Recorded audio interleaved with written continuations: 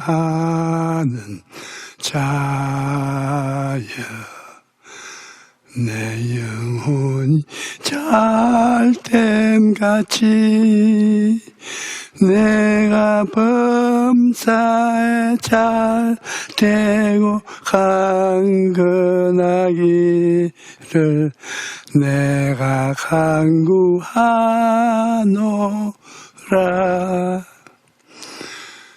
누구든지 고난을 당하면 도움을 청하게 됩니다.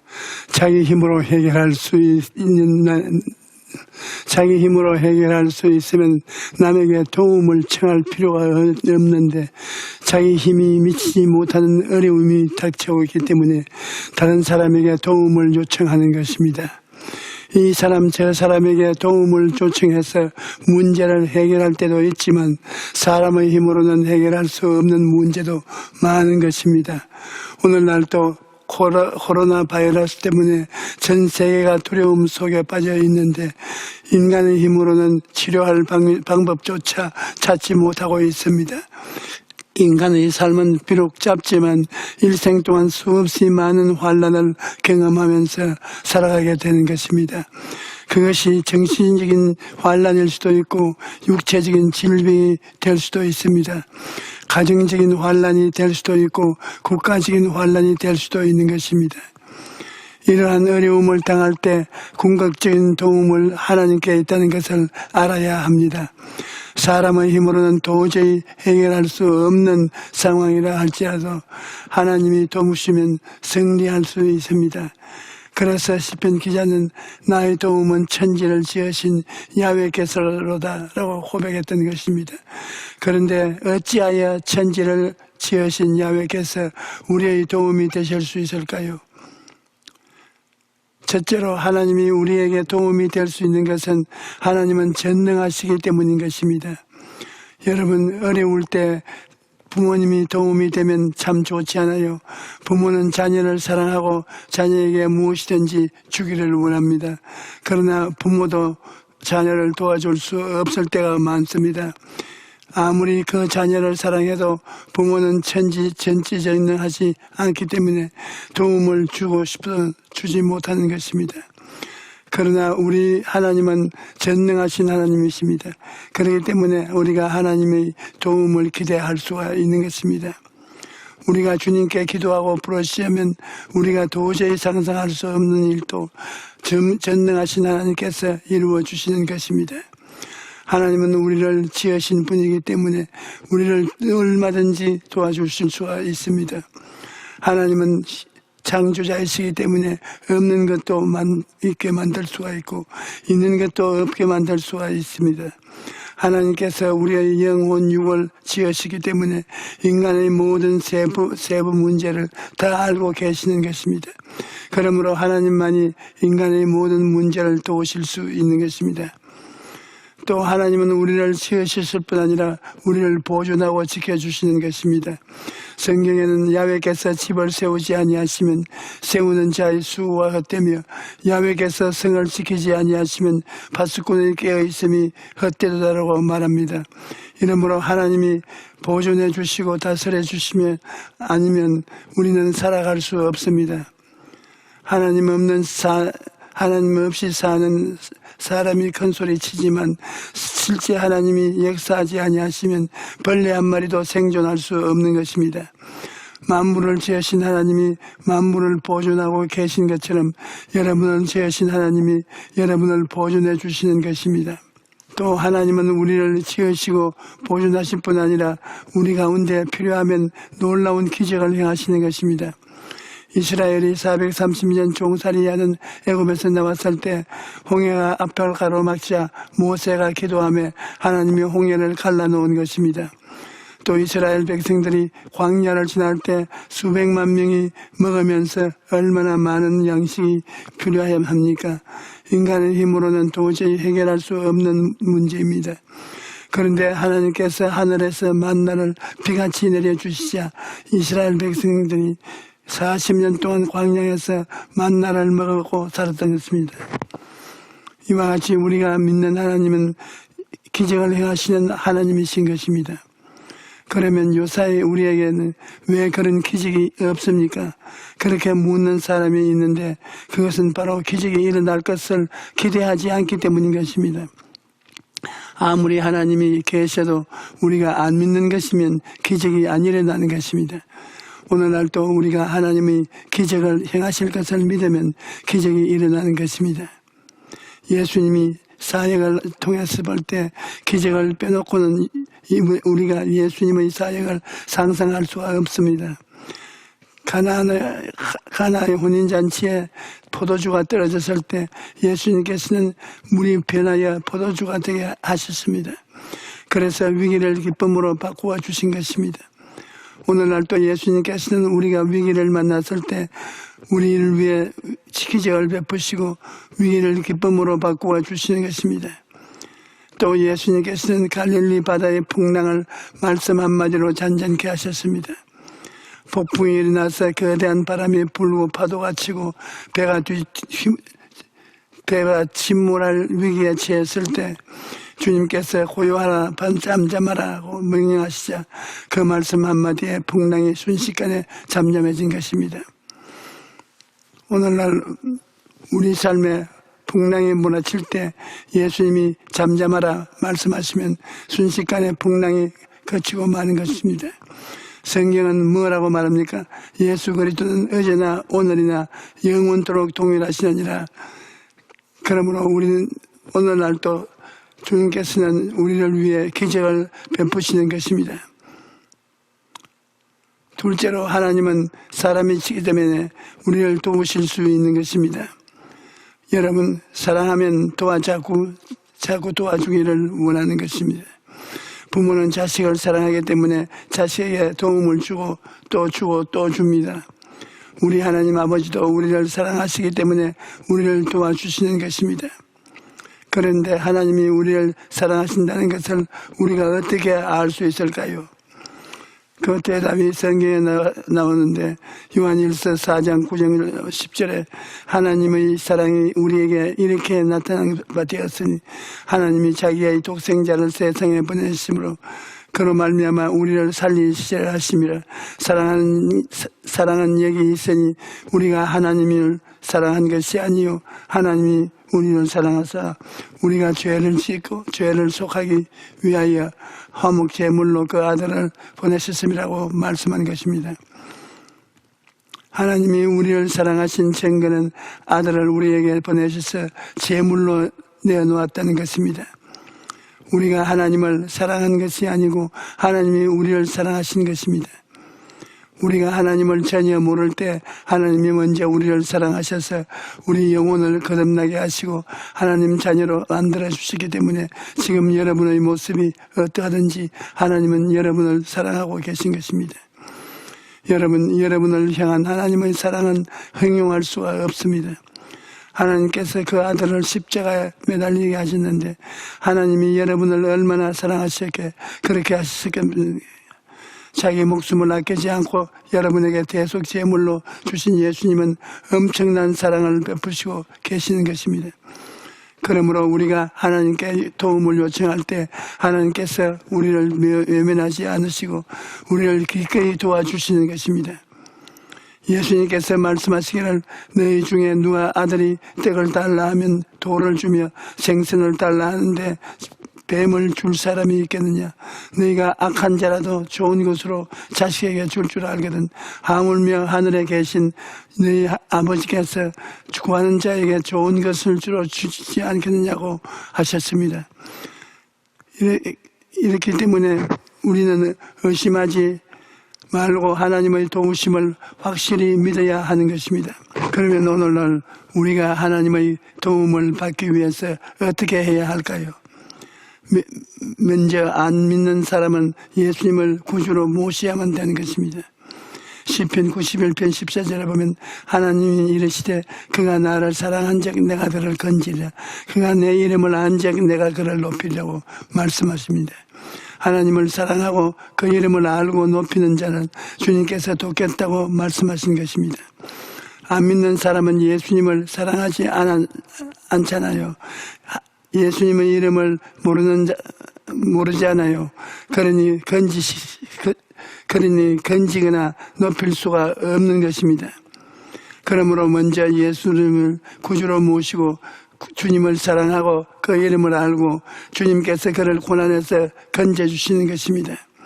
그 다음 우리가 하나님의 도움을 받기 위해서는 기도해야 하는 것입니다. 우리 교회 성도 한 분은 열심히 교회에서 봉사하면서 신앙생활을 잘 하는 분인데 어느 날 갑자기 췌장암에 걸린 것입니다. 췌장암 2기에 암세포가 간으로 전이가 되어 간암 2기가 되고 의학적으로는 췌장암 4기 판정을 받는 것입니다. 수술도 불가능한 상황이 되었습니다. 그래서 항암 치료를 시작했는데 항암 치료도 효과가 없고 오히려 간의 상태가 더 악화되고 말았습니다. 병원에서 더 이상 치료가 불가능하다고 하죠. 이분이 유언장을 쓰고 죽음을 준비하기 시작했습니다. 그리고 새로운 항암약을 치료법으로 2차 치료를 다시 시작했는데 부작용으로 머리카락과 눈썹이 빠지고 수시로 코피가 나고 얼굴과 온몸에 종기가 돋고 구토가 메스꺼움으로 밥을 먹을 수가 없어서 몸무게가 10kg 이상 빠진 것입니다. 그런데도 이 성도님은 포기하지 않았습니다. 오살리 기도원에 올라가서 하나님께 부르짖어 기도를 하는 것입니다. 그리고 기도원에서 내려와서 축복성회에 참석했는데 그때 제게 와서 안수기도를 받았습니다. 그리고 그날 제가 설교 후에 췌장암과 간암이 치료받았다는데 선포를 했는데 이 성도님이 12일 후에 병원에 가서 검사를 해보니까 간에 퍼져있던 암세포가 깨끗이 사라진 것입니다. 뿐만 아니라 얼마 후에는 하나님께서 기적을 베푸셔서 췌장의 암세포도 다 없어지신 것입니다. 예레미야 29장 11절로 13절에 야훼의 말씀이니라 너희를 향한 나의 생각을 내가 아나니 평안이요 재앙이 아니니라 너희에게 미래와 희망을 주는 것이니라 너희가 내게 부르짖으며 내게 와서 기도하면 내가 너희들의 기도를 들을 것이요 너희가 온 마음으로 나를 구하면 나를 찾을 것이요 나를 만나리라고 말씀합니다. 하나님께서 간절히 기도하고 구하면 하나님께서 그를 만나시고 우리가 상상할 수 없는 기적을 베풀 것이 주시는 것입니다. 끝으로 우리가 하나님의 도움을 받기 위해서는 끝까지 하나님을 믿어야 되는 것입니다. 조금 믿다가 말면 안 돼요. 하나님께서는 믿자마자 응답해 주실 수도 있지만 우리가 믿고 난 다음 오래 기다리게 할 때도 있는 것입니다. 아브라함은 75세 아들을 주겠다는 하나님의 약속을 받았습니다. 그런데 1년을 기다리고 10년을 기다리고 20년을 기다려도 응답이 없다가 25년을 기다려서 100살이 되었을 때 아들을 얻은 것입니다.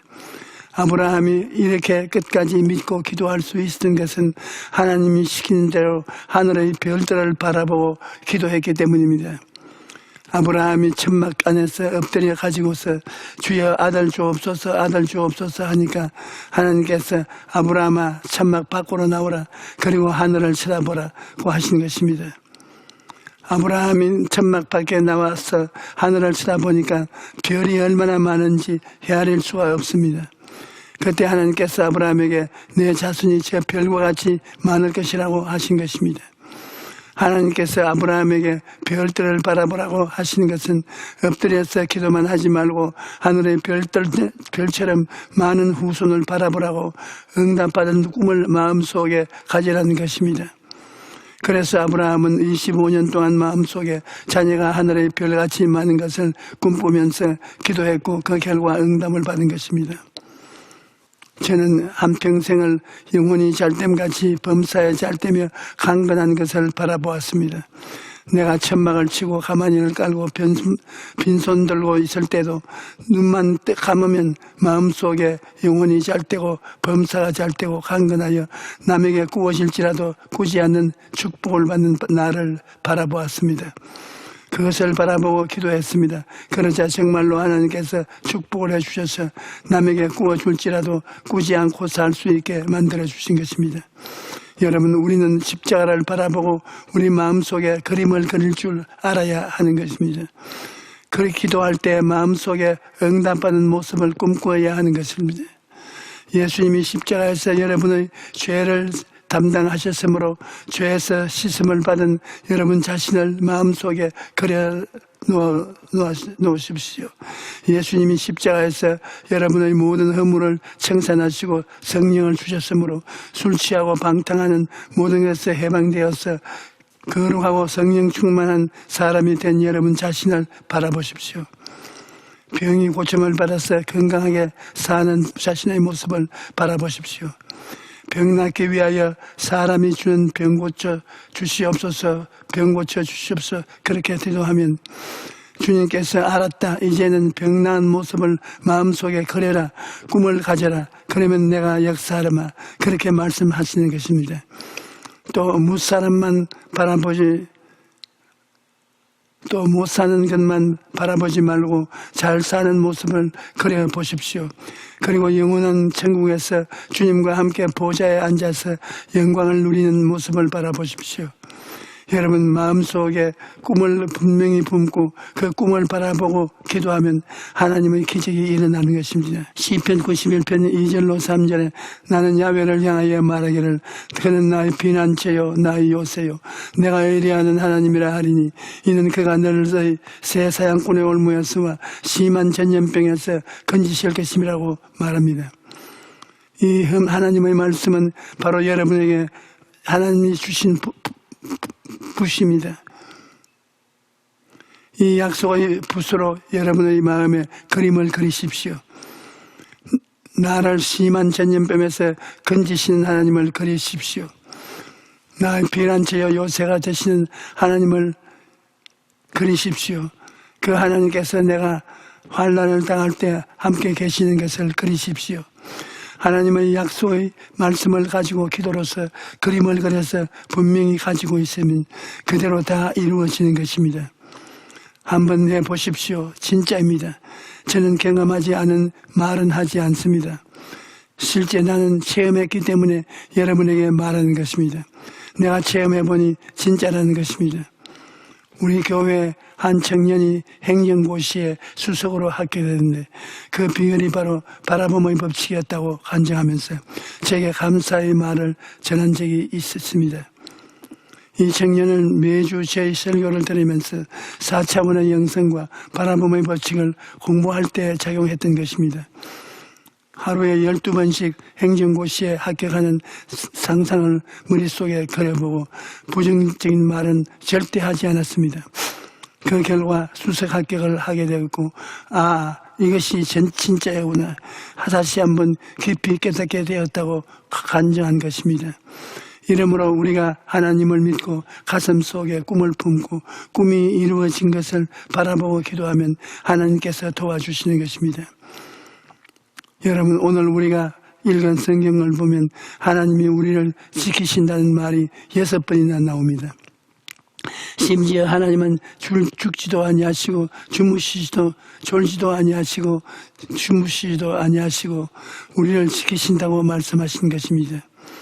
시편 121편 3절로 4절에 야훼께서 너를 실족하지 아니하게 하시며 너를 지키시는 이가 졸지 아니하시리로다. 이스라엘을 지키시는 이는 졸지도 아니하시고 주무시도 아니하시리로다라고 말씀합니다. 하나님께서 우리를 얼마나 철저하게 지켜주시는가.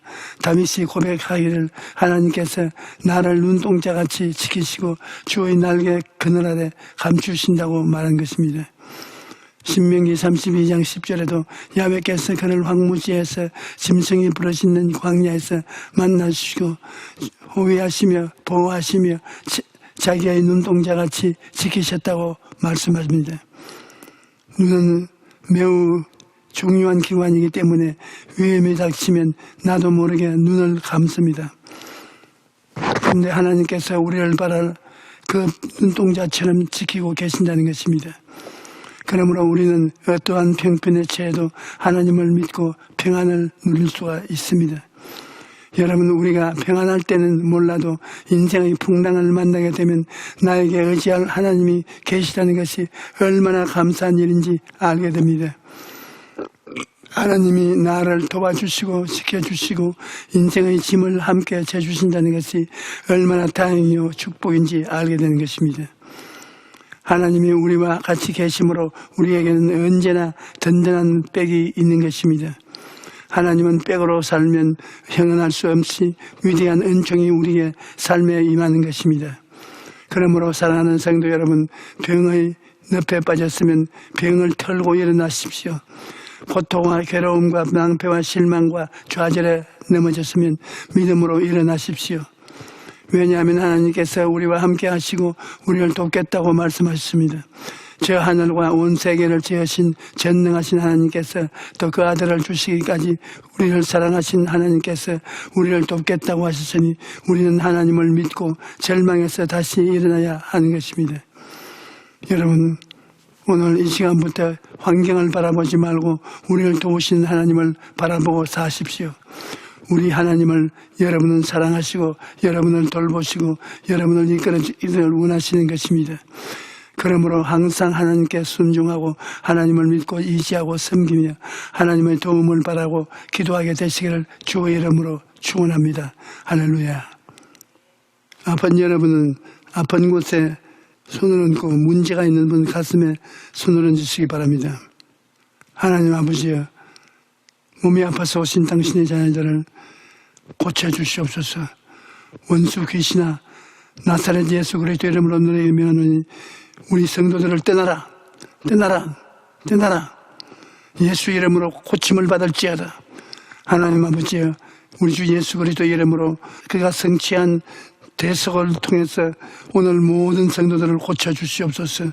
나사렛 예수 그리스도 이름으로 기도하오니 강구한 대로 이루어 주시옵소서. 한 사람도 빠짐없이 머리끝부터 발끝까지 치료함을 주시옵소서. 예수님 이름으로 기도하옵니다.